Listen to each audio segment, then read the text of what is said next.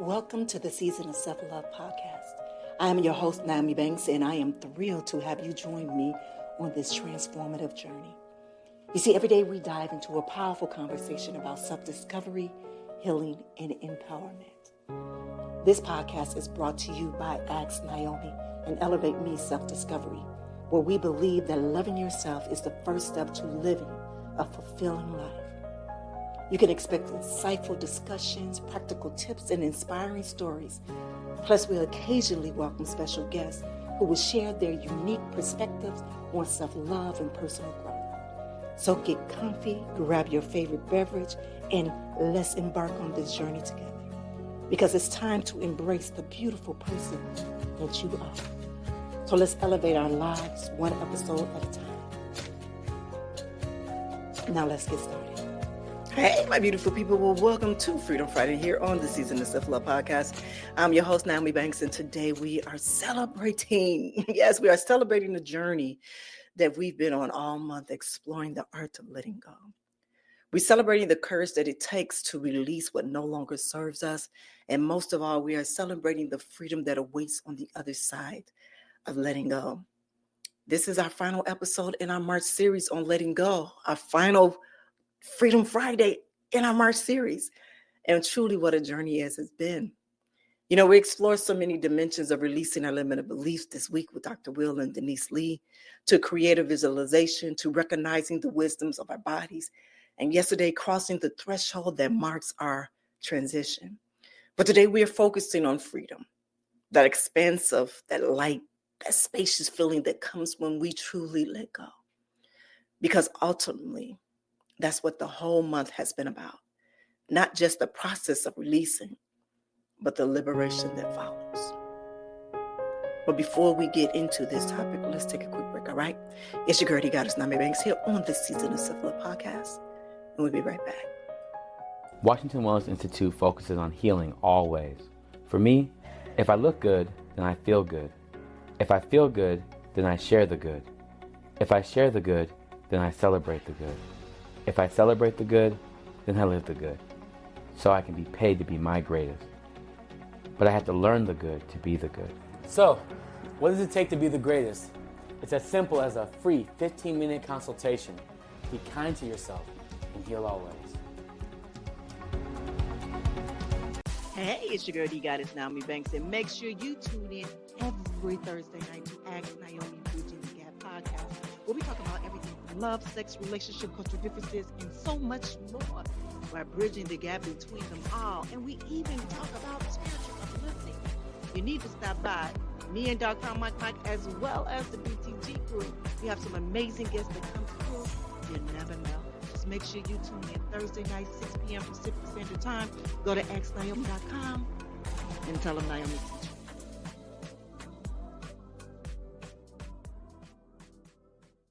All right, my beautiful people. Well, before we get into start the topic over, started right. Let's ground ourselves with a meditation to just help us connect with the energy.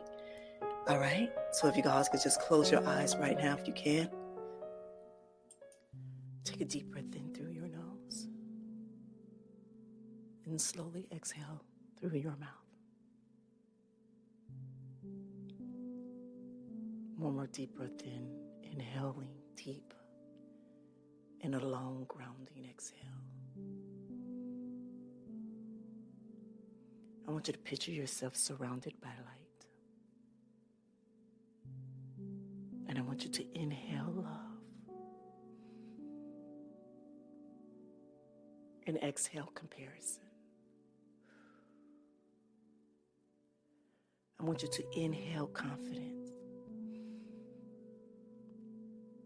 and exhale judgment. I want you to inhale presence and exhale pressure. Now I want you to say to yourself, either out loud or in your heart, I am enough. I am on my unique path. And I let go of any comparison of myself to others. Now let that truth settle into your spirit as we begin today's episode. All right, my beautiful people, if you are new here to the Season of Self-Love podcast, it's something we do every day, Monday through Friday, just to help ground us before we get into the topic at hand. All right. So, when we think about freedom, we think about what Dr. Will has said in our conversation this week, where he talked about how many of us struggle with self-concept, about defining ourselves based on how others treat us rather than our own internal knowing. He said a lot of times we make our life based upon the way that people treat us. There's no boundary. There's no limitation to how we can change ourselves because everybody's going to have their own story for you. Now, that really resonated with me because true freedom comes when we stop living according to other people's story about us. Freedom is claiming the authority to write our own story, to define ourselves from the inside out, rather than the outside in. I've experienced this in my own life, especially around identity as both a spiritual woman and a sexual being. For so long, I felt that I had to choose, that I couldn't be both, that one aspect of myself had to be hidden or downplayed depending on who I was with. But that wasn't freedom. That was another form of confinement. You see, real freedom came when I released the need to fragment myself, when I let go of caring how others might judge my wholeness. I realized, as I shared earlier this month, that I can still be in certain spaces and still be spiritual and still own myself sexually.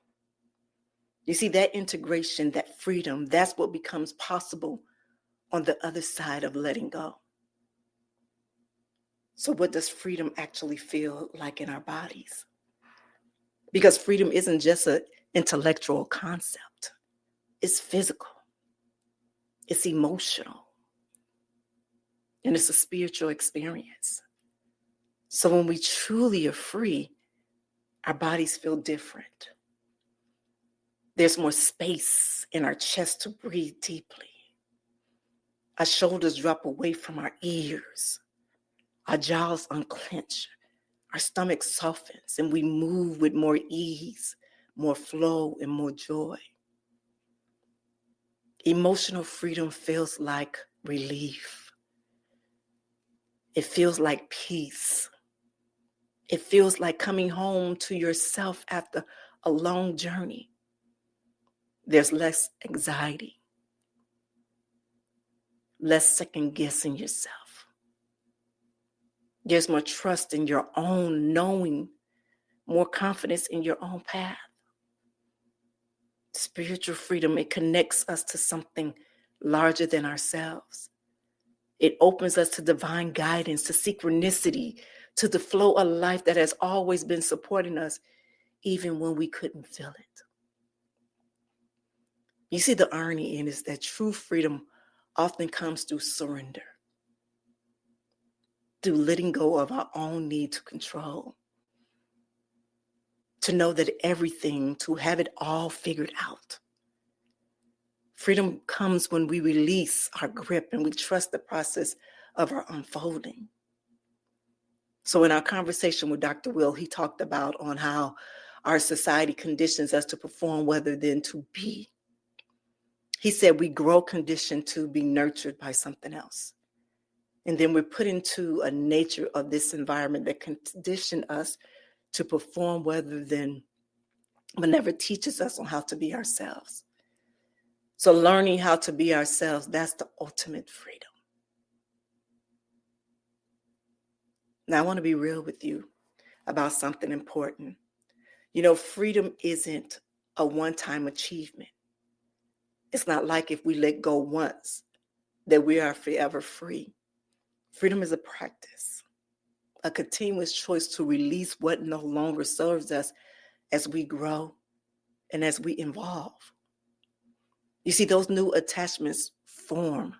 Those new limited beliefs creep in. New situations trigger old patterns.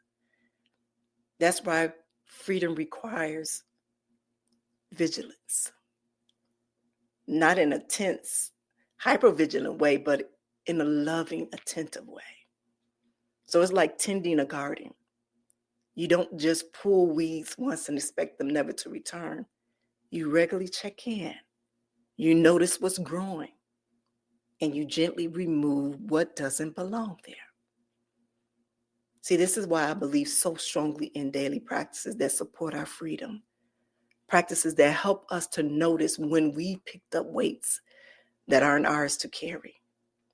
Practices that help us to return to spacious when we've contracted back into our old pattern. So let me share 3 simple freedom practices that you can incorporate into your daily lives. First, the freedom of breath. Or better yet, the freedom to breathe. Throughout your day, especially in the moments of stress and constriction, take 3 deep breaths. With each inhale, silently say to yourself, I am. And with exhale, I want you to silently say, free. I want you to feel your body expanding with each breath, creating more internal space. Second, the freedom check-in. Each evening, I want you to ask yourself, what am I carrying that isn't mine? What can I release before I sleep? Then I want you to visualize yourself setting down these burdens and creating space for rest and renewal. And the third is freedom movement. Dance, stretch, shake, move your body in ways that feel expansive and liberating. You know, our bodies hold our own stories, and movement helps us physically to release what we've been carrying. You see, these simple practices help maintain the freedom that we've claimed through our deeper of letting go work. They help us stay spacious, even amid life's inevitable changes.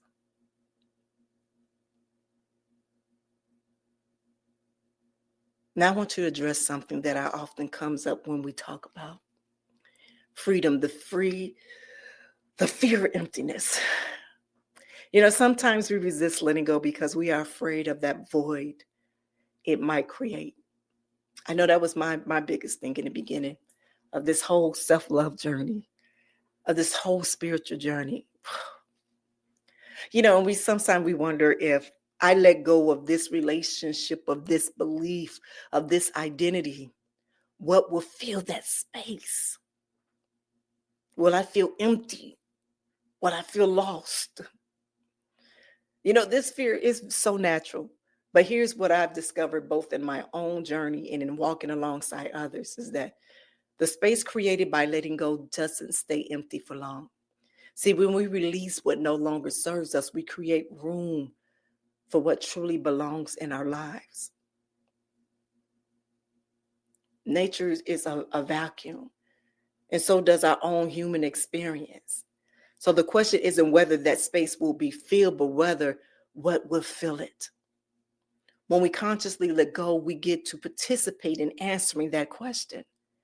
We get to invite in what aligns with our truest selves. See, in our conversation with Denise Lee this week, she shared something profound about her healing journey. She talked about moving from addiction to purpose, about turning her her pain into healing.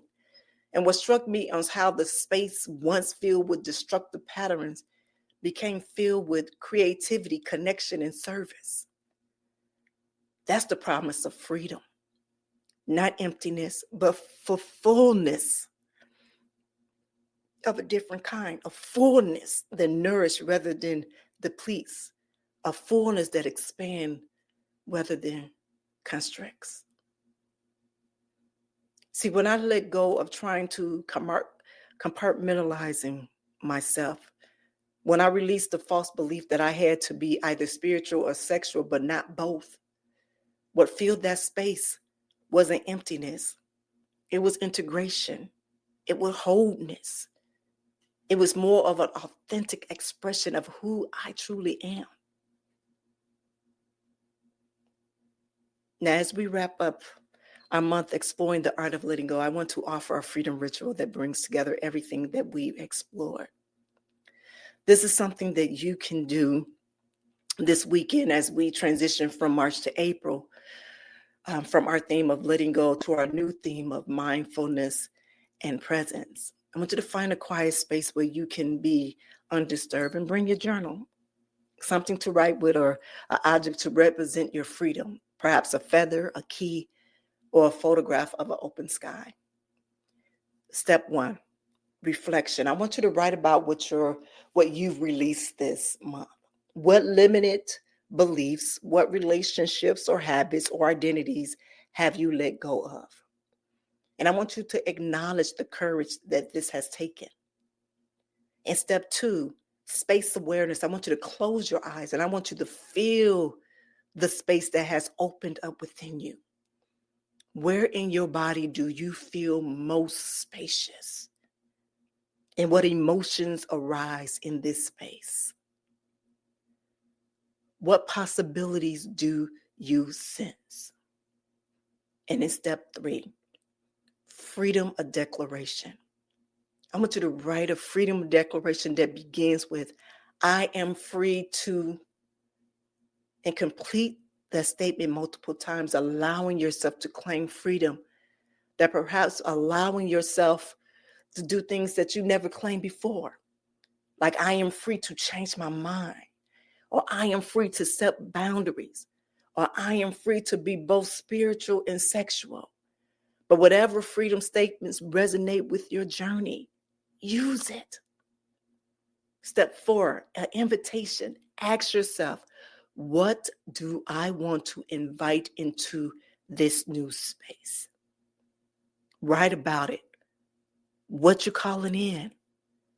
Not as a way to feel emptiness, but as a way to align with your authentic self. And step 5, embodiment. Stand up and physically embody your freedom. Move in ways that express on how freedom feels in your body. Dance, stretch, breathe deeply. Open your arms wide. Whatever movement allows you to feel your liberation, do it. Do it. This ritual will help you to honor the journey that you've been on and constantly step into the freedom that awaits on the other side of letting go. So, my beautiful people, as we continue our March series of letting go, I want to express my deepest gratitude for just walking this path with me. Your presence, your comments, your shares, they remind me that we're not walking alone on this journey of self-love. And don't forget to join us on Monday when Dr. Will returns on our Mindset Monday finale to this month's series, where we'll complete our exploration of letting go together. And then next Tuesday, we begin our April series on mindful and presence. And we explore on how to stay fully present in our lives and how to witness our experience without judgment and how to cultivate awareness that leads to even deeper freedom. You know, it's not a coincidence that we've moved from letting go to presence. When we've created space through release, we become more available to present moments. Our awareness expands and our capacity to be here now deepens. So this weekend, I invite you to practice the freedom ritual that I shared earlier and celebrate what you release. Feel the spaciousness within you. Declare your freedom. Invite in what aligns with your true self and embody your liberation. I want you to remember that this journey of letting go isn't about deprivation. It's about liberation.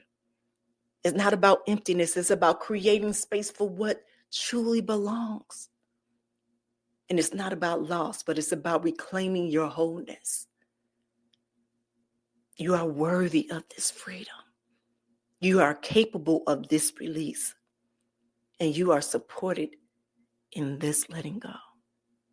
So before we end today, I want to remind you that our Year of Rebirth workbook has powerful exercises for continuing your freedom practice. And if you haven't already, be sure to follow us on Instagram, the Season of Self-Love Podcast, for daily inspiration and join our community conversation. Thank you for being a part of this month's journey. So until Tuesday, remember to love yourself fiercely, Breathe into your freedom and celebrate the space that you created through letting go. Again, I am your girl, the goddess Nyomi Banks, and you've been listening to this season of self-love. And have an amazing, amazing weekend. Have a good one. Thank you for joining us on this journey of discovery and empowerment here at the Season of Self-Love podcast. Remember, embracing self-love is a continuous journey, and we're so glad to have you with us. So if you enjoyed today's episode, please leave us a review. And don't forget to join our community on Facebook at Season of Self-Love. Connect with like-minded individuals who are also on their self-love journey. Now, if you have any questions or topics that you'd like for us to explore, we love to hear from you. Email us at seasonofselflove@gmail.com and let your voice be heard. So until next time, take a moment for yourself today and remember, you are worthy of love, joy, and all the beautiful things that life has to offer.